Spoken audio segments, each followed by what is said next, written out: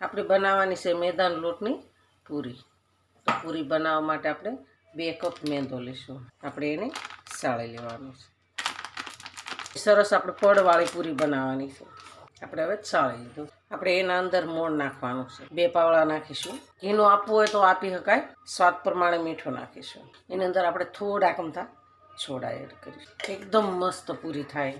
સેજ આપણે કલર માટે હળદર નાખીશું. આપણે થોડોક અજમો નાખીશું. વરસાદનું વાતાવરણ છે એકદમ સરસ, તો આપણે થોડોક અજમો નાખીશું એટલે અજમાનો સ્વાદ સરસ આવે. અને થોડોક કસળી નાખીશું. 1 ચમચી જેટલો નાખી દઈએ ને એટલે સરસ એનો સ્વાદ આવે અને ખાવાની મજા આવે. પછી આપણે મોણ છે ને એને આપણે એકદમ મિક્સ કરી દેવાનું છે. મોણ તો જેમ ઝાઝું હોય ને એમ જ પૂરી સારી થાય. એટલે આપણે મોણ તો મુઠ્ઠી વળતું જ દેવાનું છે.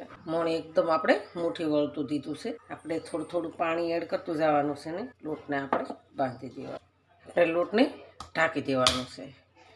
5 મિનિટ માટે ઢાંકી દઈશું. આપણે હવે 5 મિનિટ થઈ ગઈ છે. આપણે થોડું તેલ નાખીને ચીકણો કરી લઈશું.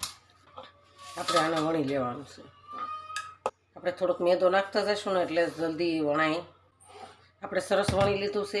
હવે એક વાટકીમાં ઘી લેશું. ઘીની અંદર આપણે થોડોક મેદો એડ કરીશું. આંગળીની મદદથી આપણે એનો પેસ્ટ બનાવી નાખીશું. વાવ, સરસ થઈ ગઈ. હવે આને આપણે એની પર લગાવવાની છે. પછી આવી રીતના આપણે આમ વાળીશું.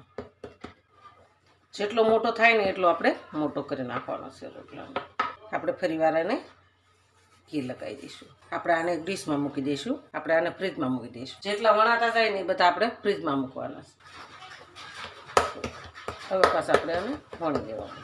આપણે આવી રીતના લાંબા ભાગમાં વણી લેવાનું છે. અને પછી આ પાછું આપણે ફરીવાર આવી રીતના આપણે ગોળ ગોળ કરતું જવાનું. તો આ ભાગને આપણે પાણીવાળો કરી દેવાનો છે એટલે ખુલ્લી ન જાય. ખુલ્લી ન જાય એના માટે તો આવી રીતના આપણે બધા રોલને તૈયાર કરી દેવાના. તો આ રોલને આપણે સાઈડમાં રાખીશું. આપણે કમ્પ્લીટ તૈયાર થઈ ગયા છે. તો હવે આને આપણે કાપી લેવાના છે.